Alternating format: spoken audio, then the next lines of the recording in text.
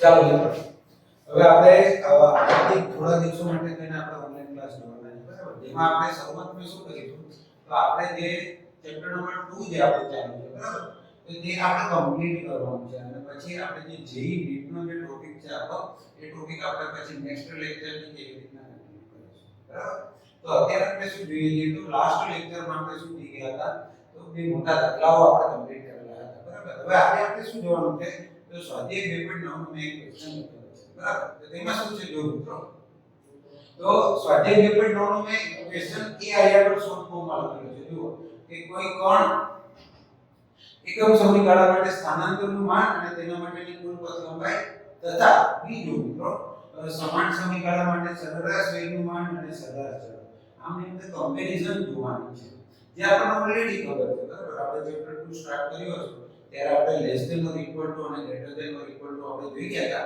તો એ સેમ વસ્તુ આપણે થોડું આયરલ ગ્રાફના ફોર્મમાં કે એવી રીતના મેથેમેટિકલ ફોર્મમાં જોઈએ તો ચાલે બરાબર તો સૌથી પહેલા કુલ પથ એનો મતલબ શું થાય કે કોઈ પણ પદાર્થ એ સીધી રેખામાં જેટલું પણ અંતર કાપશે આપણે પછી તે આગળની દિશામાં કાપે કે તેની પાછળ રિવર્સ આવે છે અને ફરી આ બાજુ જાય એ બધું જ અંતર આપણે ગણીએ ત્યારે શું મળશે આપણને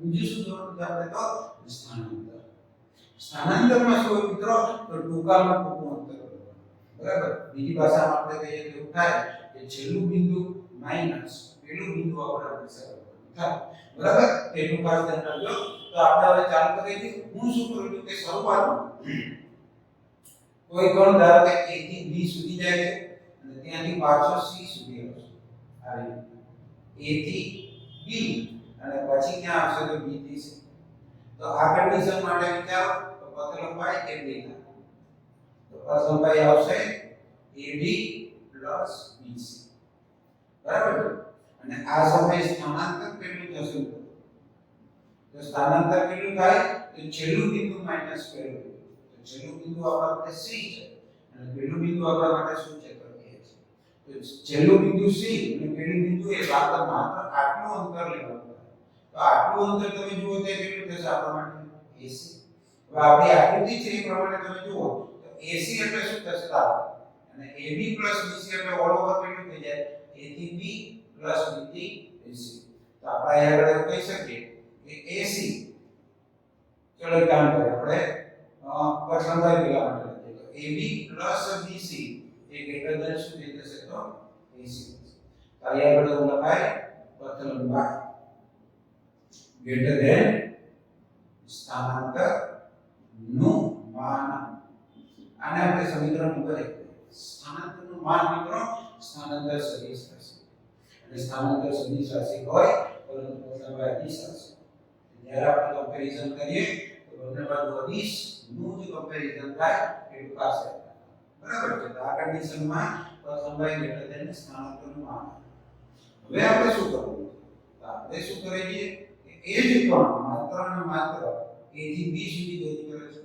એ જ કણ કેટલી ગતિ કરે છે A થી B સુધી ગતિ કરે છે તો A થી B સુધી ગતિ કરે છે તો આ કન્ડિશનમાં તમે એવું કહી શકો કે પથ લંબાઈ ઇક્વલ ટુ શું થઈ જાય સ્થાનાંતર નું માન અને બંને કેટલા હશે તો AB જેટલા હશે બંને કેટલા હશે મિત્રો AB જેટલા હશે તો આપણે એવું કહી શકીએ કે આને આપણે સમીકરણ નંબર 2 કહીએ તો સમીકરણ 1 અને 2 નું કોમ્બિનેશન કરીએ સમીકરણ 1 અને 2 પરથી આપણે એવું કહી શકીએ કે પથ લંબાઈ is greater than or equal to સ્થાનાંતર નું માન તો આપણે પહેલા માટે તેને સાબિત કરી આપ્યું પથ લંબાઈ એ સ્થાનાંતરના માન કરતા મોટું અથવા ઇક્વલ હોય બરાબર હવે આપણે શું જોવાનું છે તો સરેરાશ વેગ અને સરેરાશ ઝડપ તો મિત્રો એના સૂત્રો તો આપણને ઓલરેડી ખબર છે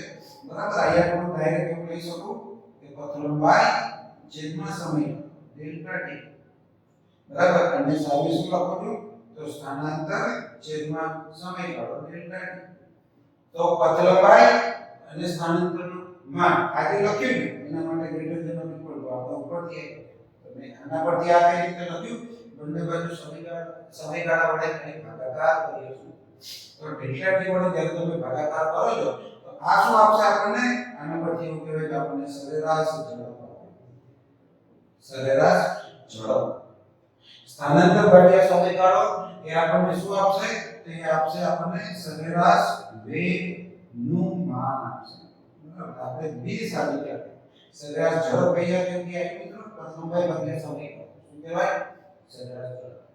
સ્થાનાંતર ભાગ્યા સમયગાળો, સરેરાશ વેગનું માન. બરાબર? તો આ બંને કેવા થયા આપણને? જે આપણે સાબિત કરવાનું હતું એ આપણે મળ્યું.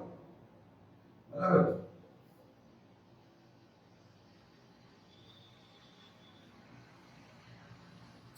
આપણે ક્વેશ્ચન મુજબ આપણે બે અલગ અલગ આકૃતિ લઈને સાબિત કર્યા. બરાબર? હવે જો 2.9 આપણે જોઈએ. 2.10 આપણે ઓલરેડી આપણા ઓફલાઈન ક્લાસની અંદર આપણે એની સાબિતી કરી હતી કે એક માણસ છે તે ઘરેથી માર્કેટ જાય, માર્કેટથી ઘરે જ આવે અને તેને ત્રણ અલગ અલગ કોમ્બિનેશન માટે તેને આપણે દાખલો બનેલો હતો. બરાબર? તો હવે 2.11 જે છે ને એ 9 અને 10 ના પરથી ક્વેશ્ચન પૂછે. એક ક્વેશ્ચનમાં એવું કહેવા માંગે છે કે તાત્ક્ષણિક વેગ અને તાત્ક્ષણિક ઝડપ. તો સૌથી પહેલા તો તાત્ક્ષણિક વેગ અને તત્કાલિક બંને સરખા. બંને શું થાય? સરખા. બરાબર? બે શબ્દો છે, તમારી ઈચ્છા પડે શબ્દો તમે વાપરી શકો. હવે અહીંયા તો ફેરફાર આવ્યો તમે જુઓ. સરેરાશ ઝડપ, સરેરાશ વેગ બંનેમાં ફેરફાર.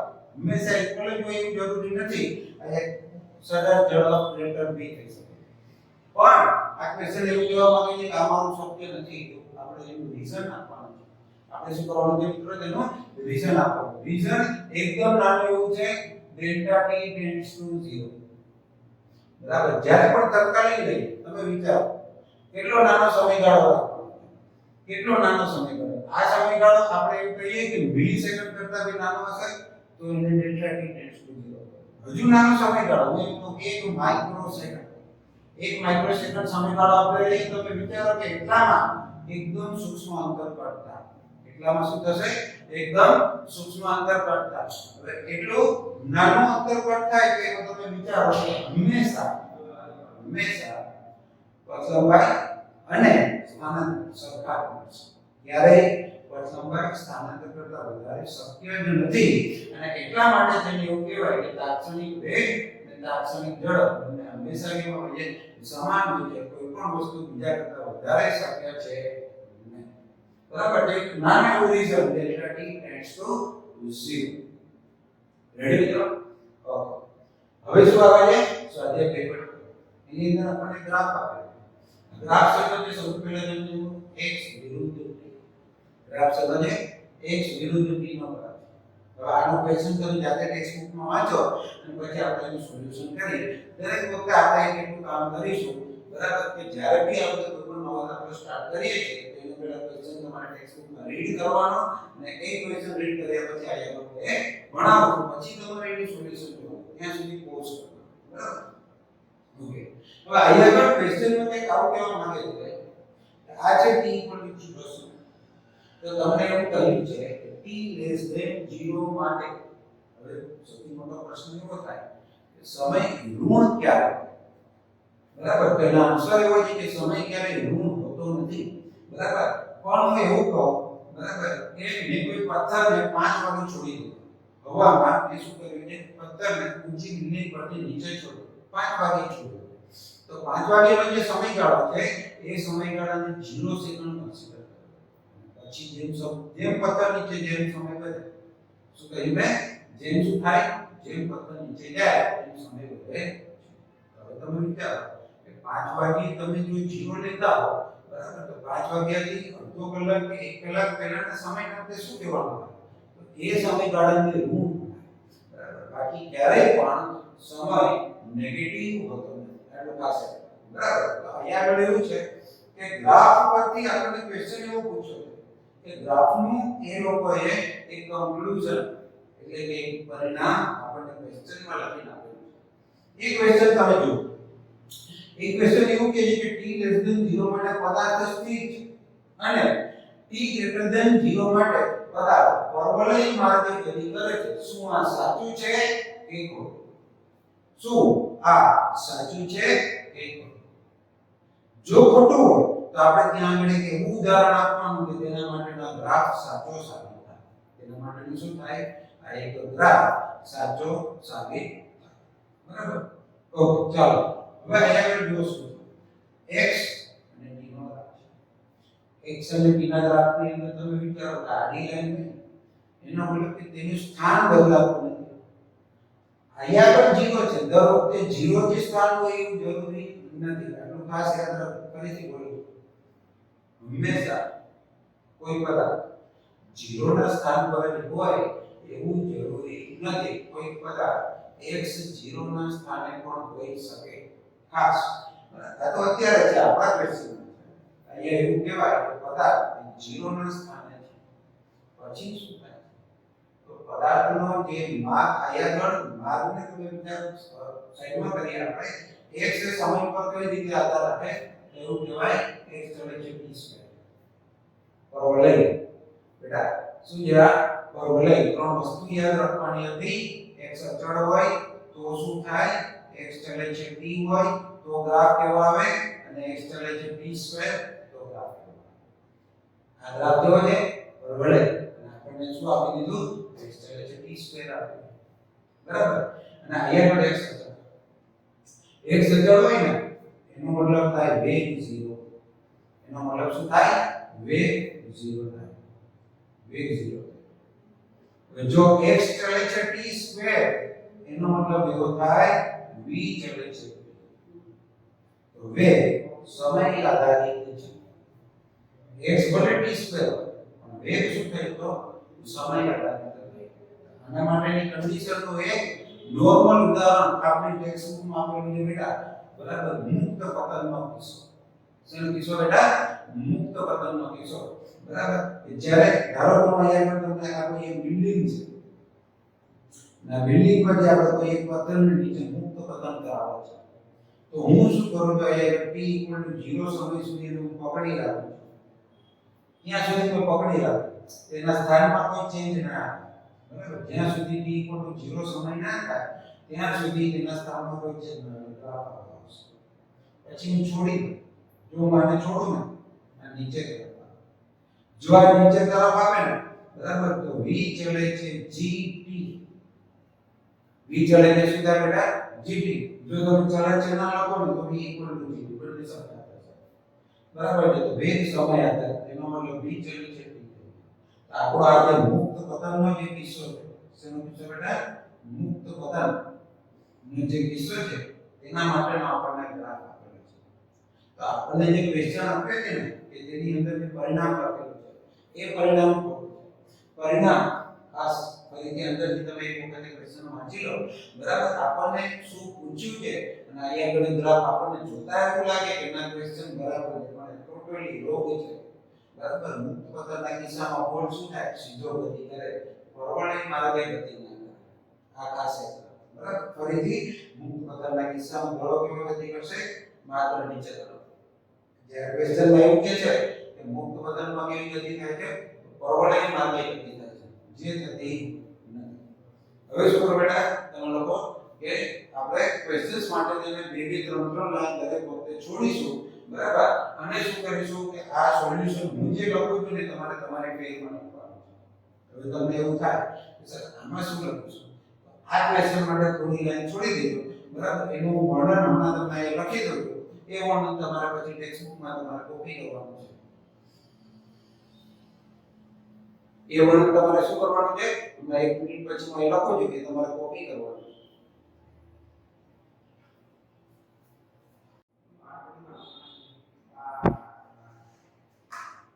ચાલો મિત્રો મેં તમને જે હમણાં કહ્યું કે સ્વાધ્યાય પેપર 13 નું વર્ણન આપણે પહેલા લખીએ તો તમે પેજમાં કોપી કરી લેજો બરાબર હવે આપણે શું જોવાનું છે કે સ્વાધ્યાય પેપર 15 ની અંદર બીજી આકૃતિ છે એ આ છે બીજી આકૃતિ અને આ છે ત્રીજી આકૃતિ બરાબર આ ત્રણ આકૃતિનો આપણે એક એક્ઝામ્પલ આપવાનું છે જેના માટે આપણે ગ્રાફ સાથે બતાવીએ બરાબર તો હવે તમે જુઓ કે અહીંયા આગળ આ x વિરુદ્ધ t નો ગ્રાફ છે ગ્રાફ શું દર્શાવે છે સૌથી પહેલા એ જુઓ શરૂઆતમાં મેં આયા એક ગ્રાફ લાઈન જેથી આપણે દેખાય તો બિંદુ a સુધી શું થાય છે કે x વિરુદ્ધ t નો ગ્રાફ છે એનો મતલબ કે તેના સ્થાનમાં કોઈ ફેરફાર થતો નથી બરાબર પછી શું થાય તો આ બિંદુથી આ બિંદુ સુધીમાં તેનું સ્થાન કોઈ એક દિશામાં આગળ તરફ વધે છે, ધારો કે આ બાજુની દિશા આપણે ધન કહીએ છીએ, આ બાજુની દિશા કેવી લઈએ છીએ ધન, તો આ બાજુની દિશા આપણા માટે કેવી થઈ જશે ઋણ થશે, બરાબર. એટલે પહેલા શું થાય છે કે ગ્રાફ જે છે એ બિંદુ સુધી સ્થિર, પછી કોઈ એક દિશામાં x વધે, પછી શું થાય કોઈ પાછો વિરુદ્ધ દિશામાં એટલે કે x ધીરે ધીરે ઘટે છે, પછી શું થાય ફરીથી સ્થિર, ફરીથી તેના સ્થાનમાં કોઈ ચેન્જ આવતો નથી, બરાબર. તો આપણે એક ઉદાહરણ આપણે સમજીએ છીએ. આ બાજુ કોઈ એક દીવાલ છે અને આ બાજુ કોઈ એક બીજી દીવાલ છે. આ જે બિંદુ છે, બરાબર, ત્યાં આગળ એક બોલ પડેલો છે, આ બોલ. હવે હું શું કરું છું, આપણે આ જે છે, બરાબર, પોઝિટિવ અને નેગેટિવ ડિરેક્શન આપણે ઓલરેડી ધ્યાન કર્યું છે. આ બાજુની દિશા ધન અને આ બાજુની દિશા જે ઋણ છે. હવે ધન તો હું શું કરું છું, આ બોલને આ બિંદુ એટલે તો એવું કહેવાય કે આ સમય આવે ને ત્યારે મને કિક મારું, જેવું હું એને કિક મારીશ ને તો બોલ હવે જશે આ બિંદુ પહોંચે તો સામે દીવાલ આવી જાય, સામે શું થાય છે બેટા દીવાલ, તો બોલ શું થશે સામેની દીવાલે જશે, ટકરાય, પાછો આવશે. જો બોલ પાછો આવે, બરાબર, તો ગ્રાફ આવશે નીચે તરફ. આ બિંદુ આવે એટલે ફરી શું થઈ જાય છે બોલ સ્થિર થાય, શું થઈ જાય છે સ્થિર.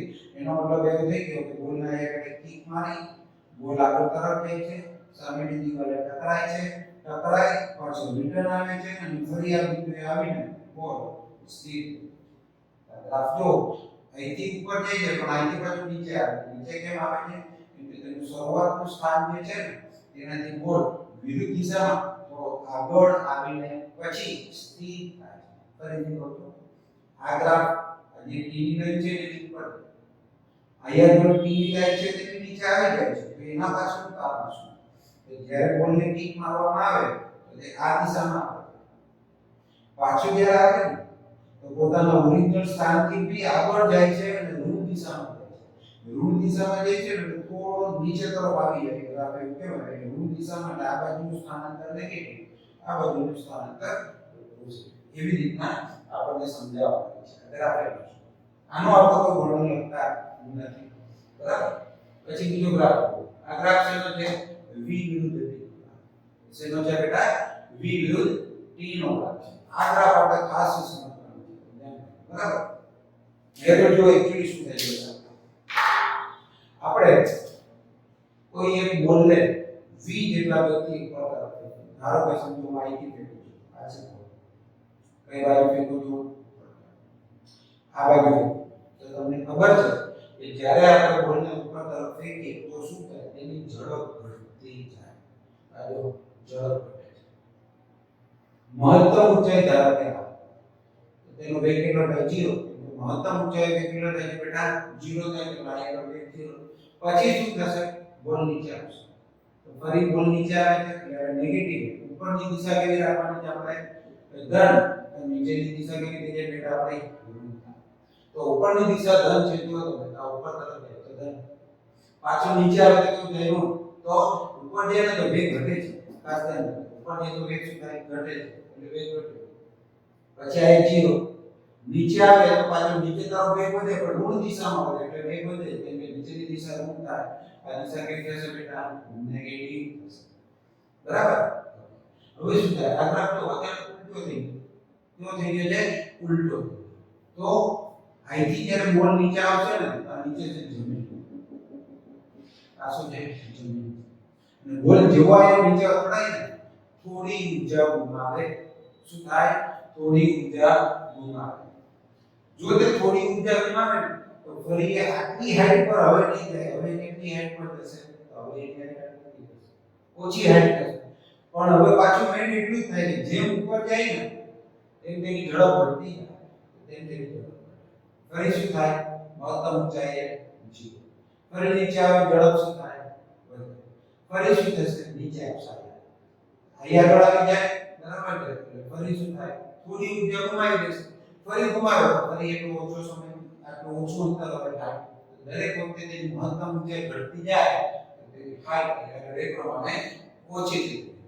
શું થતું જાય બેટા ઓછી થઈ જાય, બરાબર. એ ખાસ યાદ રાખજો, ગ્રાફ આપણો v નો છે, તો જેમ ઊંચાઈ ઘટશે ને અને પાછો નીચે આવશે ને તો તેનો વેગ ઓછો હશે અને તેનો વેગ ઓછો હોય ને બરાબર તેનો વેગ ઓછો હોય તો શું થાય બેટા હવે પાછો એ કેટલી હાઈટ પર જઈ ન શકે આપણી પાસે શું કહું બેટા ફરીથી એક વખત જેટલો વેગ એટલે કે પ્રારંભિક વેગ ઓછો હોય ને તેમ વાહન કે ગોળ એટલી હાઈટ પર જઈ શકશે નહીં અને તે એટલી હાઈટ પર ના જઈ શકે તો એકાદ દાંડાની હાઈટ દરેક વખતે ઓછી થતી જાય અને છેલ્લે શું થઈ જાય તો સ્થિર થઈ જાય તો છેલ્લે જે ગોળ હશે અહીંયા પર સ્થિર થઈ જશે એ બતાવે શું બતાવે છે બેટા આવી રીતના સ્થિર થઈ જાય આપણને દર્શાવે છે રેડી છો ઓકે હવે ત્રીજો ગ્રાફ છે a વર્સિસ t સમય અહીંયા આગળ પ્રવેગ અહીંયા આગળ છે સમય ગ્રાફ શું દર્શાવે બેટા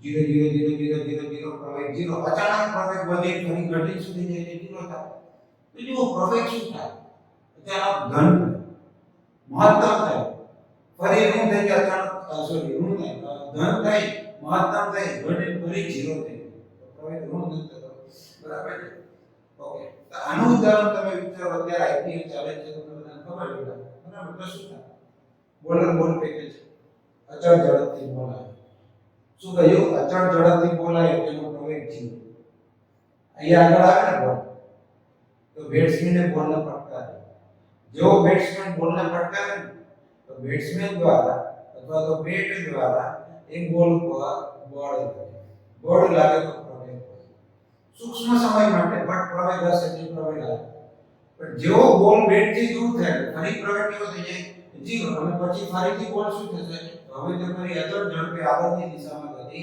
કરશે ફરી તે શું થશે ફરી તે અચળ ઝડપે આગળની દિશામાં ગતિ કરશે બરાબર આવો ત્રણ ઉદાહરણ ફરીથી કહું એક વખત ઉદાહરણ આપણે ખાલી સમજવાના છે બરાબર આનો જો તમારે આન્સર લખવો હોય બરાબર તો આના માટે આન્સર એવો લખાય કે બે દીવાલ વચ્ચે બોલની ગતિ આના માટે શું થાય બરાબર ઉર્ધ્વ દિશામાં ફેંકેલા દડાની ગતિ અને આના માટે શું થશે તો બેટ્સમેન દ્વારા બોલને ફટકારે ત્યારે AT નો ગ્રાફ ત્યારે શું થાય બેટા AT નો ગ્રાફ થાય રેડી બેટા તો શું ડાઉટ હોય બરાબર છે તો આપણે કનેક્શનમાં રહીશું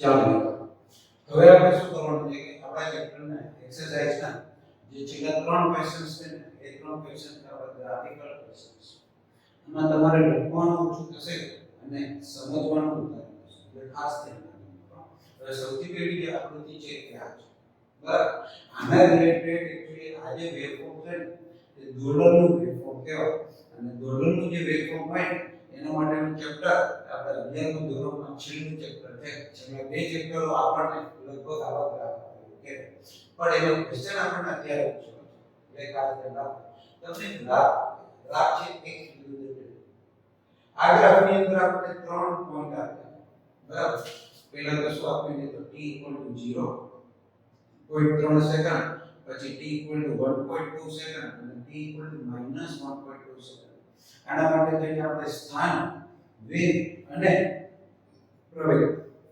સ્થાન વેગ અને પ્રવેગ એ ત્રણના આપણે ચિહ્ન દર્શાવવાનું એટલે કે કોણ ધન છે ચેક કરો કોણ ઋણ છે ચેક કરો અને બસ એ જ બરાબર તો આપણે ફાઇન્ડ કરવાનું છે પહેલા તો x v અને a બરાબર ત્રણ અલગ અલગ કેસ માટે છે એટલે ખાસ ધ્યાન બરાબર ઓકે આની અંદર આપણે તેને પોઝિટિવ કે નેગેટિવ એટલું જ લખવાનું બરાબર તો અહીંયા જુઓ સૌથી પહેલા સમય છે 0.3 આ 0 આ 1 એની એક્ઝેક્ટ વચ્ચે ગણો તો આ 0.5 એટલે અહીંયા આગળ આવશે કે 0.3 સેકન્ડ 0.3 સેકન્ડ એના માટે x જો તો ગ્રાફને જ્યારે તમે નીચે તરફ લંબાવો ને અહીંથી આવે બરાબર તો x નું મૂલ્ય કેવું થાય ઋણ થાય 0 ની ઉપર આવે ધન, 0 ની નીચે આવે ઋણ, બરાબર. 0.3 સેકન્ડ માટે ગ્રાફનું મૂલ્ય જે બી હશે બટ હશે ઋણ ને ઋણ હોય ને તો અહીંયા લખાય નેગેટિવ. આ શું લખાય? નેગેટિવ, બરાબર. ઓકે, હવે 1.2 સમય આ 1 આ 2 અહીંયા આગળ આ છે 1.5 તેથી અહીંયા કેમ નજીક શું આવશે? 1.2. આ પોઈન્ટ આપવા માટે થશે 1.2 સેકન્ડ. તો 1.2 સેકન્ડ થાય એના માટે ગ્રાફમાં વેલ્યુ કેવી આવશે? તો ધન. એટલે અહીંયા આવશે પોઝિટિવ. પછી શું છે? માઈનસ 1.2. આ ખાસ સમજવા જેવું છે મિત્રો. આ 0 ના માઈનસ અહીંથી આવો ને તો 0.5 માઈનસ માં આવશે, પછી 0.6 0.7 0.8 0.9 પછી માઈનસ 1, પછી શું આવે? માઈનસ 1.1 આવે. આ બાજુ ના આવે અને માઈનસ 1.2 એની નજીક તો આપણે આ પોઈન્ટ છે ને એના આપણે માઈનસ 1.2 લઈએ. એને મિત્રો આપણે શું લઈશું? માઈનસ 1.2 લઈશું. તો ત્યાં આગળ એનું સ્થાન જે છે ને એ કેવું આવશે? તો નેગેટિવ આવશે. એ નેગેટિવ આવે એટલે અહીંયા શું આવશે? તો નેગેટિવ આવશે, બરાબર. હવે આપણે જોવાનું છે વેગ. તો x વિરુદ્ધ t ના ગ્રાફમાં ઢાળનું મૂલ્ય એ તમને વેગ આપે. ઢાળનું મૂલ્ય શું આપે બેટા? વેગ આપે. હવે ઢાળ ધન તો વેગ ધન, ઢાળ ઋણ તો વેગ ઋણ. હંમેશા એવું યાદ રાખો, જો ગ્રાફ ઉપર જાય તો ધન, ગ્રાફ નીચે આવે તો ઋણ. તો જો 0.3 તો એ સમય 0.3 નીચે જાય છે તો શું આવશે? 1.2 જુઓ ગ્રાફ કેવો જાય છે? ઉપર. ઉપર જાય તો શું આવે? ધન. માઈનસ 1.2 જુઓ બેટા, આ માઈનસ 1.2. તો તમને એવું થાય કે સર આઈ થિંક આ તો નીચે જાય, પણ ના બેટા, સમય આમ વધે. સમય કેવી બાજુ વધે? આમ. તો માઈનસ 1.2 પછી માઈનસ 1.1 આવે, માઈનસ 1.3 ના આવે, બરાબર. આમ જાવ ને તેમ સમય વધે. ગ્રાફ આ બાજુ હંમેશા વધે, ગ્રાફ રિવર્સમાં ના વધે. આટલું યાદ રાખજો, ગ્રાફ હંમેશા કઈ બાજુ વધે? t ની અક્ષ તરફ વધે. તો આપણો ગ્રાફ આ બાજુ વધે છે ને તો આ ગ્રાફ ઉપર જાય છે. જો ગ્રાફ ઉપર જતો હોય ને તો શું આવશે? Plus ve. શું આવશે બેટા? પ્લસ ve આવશે. આની ધ્યાન રાખજો. શું કહ્યું? ખબર પડી? પ્લસ ve એટલે કે પોઝિટિવ પ્લસ va. હવે આવે છે a.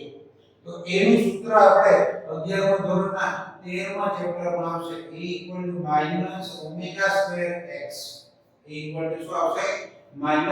-ω²x આવશે. હવે આ પદ ધન છે. ઓમેગા જે ભૌતિક રાશિ આપણે એના વિશે અત્યારે ડિટેલમાં ભણતા નથી, બરાબર. બટ તમે જુઓ આ જે ઓમેગા સ્ક્વેર છે ને હંમેશા ધન આવશે.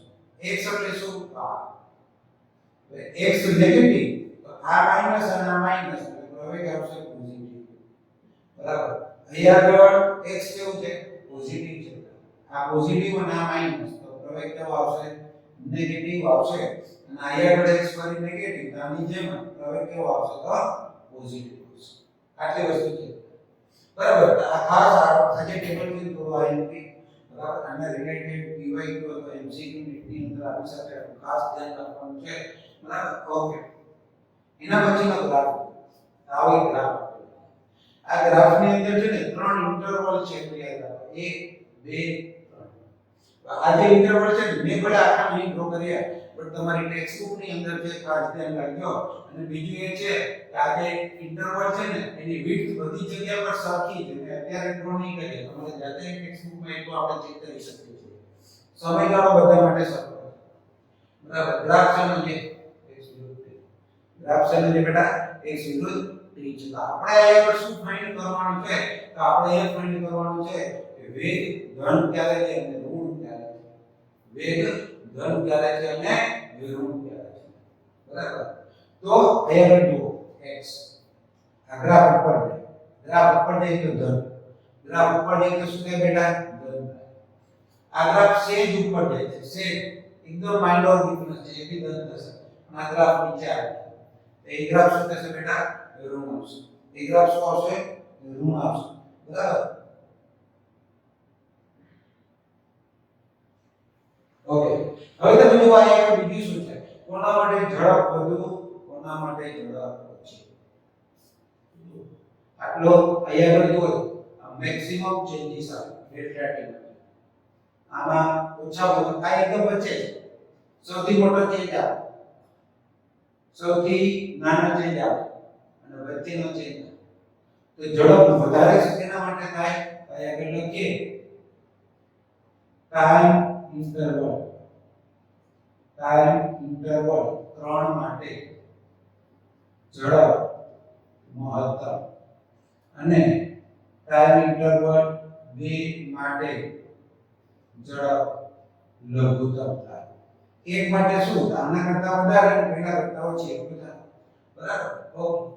હવે ચિહ્ન દર્શાવવાના છે કે કઈ રીતે આપણે બરાબર કે વેગના ચિહ્ન દર્શાવો. આ જો આગળ તો વેગ ધન આ સેજ હોય ધન તો ચિહ્ન હમણાં જ કર્યું આપણે ક્વેશ્ચન ચાલુ કર્યો. આ તો ઘટે છે તો એ કેવું આવશે ઋણ આવશે. બરાબર. તો અહીં આગળ એવું લખાય કે ટાઈમ ઇન્ટરવલ 1 અને 2 માટે વેગ ગ્રેટર ધેન 0 અને ટાઈમ ઇન્ટરવલ 3 માટે વેગ લેસ ધેન 0. ધન તો ગ્રેટર ધેન 0 અને ઋણ તો લેસ ધેન 0. બરાબર બેટા. ચાલો એના પછીનો ક્વેશ્ચન આપણે જોજો ખાસ કરીને ઝડપ લખેલું છે. ઝડપ વિદ્યુત સમયનો ગ્રાફ સેમ વે જેમ આમાં 3 ઇન્ટરવલ હતા ને તો 3 ઇન્ટરવલ આપણને અહીંયા એક છે આ નંબર 2 અને આ 3 માં માઇનોર ડિફરન્સ છે. જેવી રીતના આમાં નથી દેખાતો એકદમ માઇનોર એવી રીતે આમાં નથી દેખાતો પણ માઇનોર એવું વધેલું છે તો આપણે યાદ રાખવાનું. બરાબર.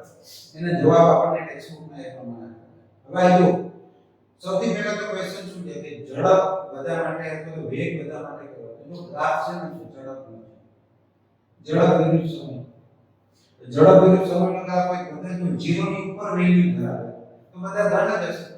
બધા બેટા કેવા હશે ધન હશે તો એમ કહેવાય ટાઈમ ઇન્ટરવલ 1 2 3 માટે v greater than 0. Time interval 1 2 અને 3 ત્રણેય માટે વેગ કેવો છે ગ્રેટર ધેન 0. હવે આપણે જોવાનું પ્રવેગ કોના માટે ધન અને પ્રવેગ કોના માટે ઋણ. બરાબર. તો જુઓ વધે ધન ઘટે ઋણ માઇનર ઋણ શું છે બેટા એકદમ માઇનર ધન છે. બરાબર. તો એક એવું લખાય ટાઈમ ઇન્ટરવલ 1 3 માટે a ગ્રેટર ધેન 0 અને ટાઈમ ઇન્ટરવલ 2 માટે a less than 0. Time interval 1 અને 3 આ વધે છે ઘટે છે. અરે માઇનર એવું વધે 2 માં ઘટે છે. જે ઘટે એ ઋણ જેના માટે વધે છે ધન. બરાબર. બીજું એવું કે મહત્તમ સેવા આવશે. બરાબર છે. તો એવું કે મહત્તમ આમાં આવશે અને લઘુત્તમ જે છે ને એ ના તો લઘુત્તમ લગભગ તમને પૂછેલું જ નથી. બરાબર. આપણે ક્વેશ્ચન્સ જોઈએ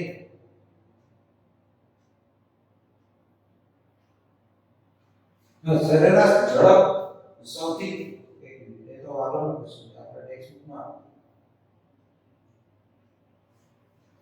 સરેરાશ પ્રવાહીનું માન સૌથી વધુ શેના માટે હશે.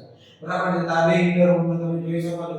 બરાબર કે 2 માં જો મેક્સિમમ ચેન્જ આવતો હોય આપણે ટેક્સ્ટબુક પ્રમાણે બરાબર છે વધારે ચેન્જ આવતો હોય તો એટલું એનાથી ઓછો ચેન્જ આવતો હોય તો 1 સૌથી ઓછો ચેન્જ આવતો હોય તો 3. બરાબર. તો પ્રવેગનું માન એ સૌથી વધારે કોના માટે આવશે તો 2 માટે આવશે. બરાબર. એટલે એવું લખાય પ્રવેગનું માન સૌથી વધુ ટાઈમ ઇન્ટરવલ 2 માટે અને પ્રવેગનું માન સૌથી ઓછું ટાઈમ ઇન્ટરવલ 3 માટે. બરાબર. આ રીતે થાય.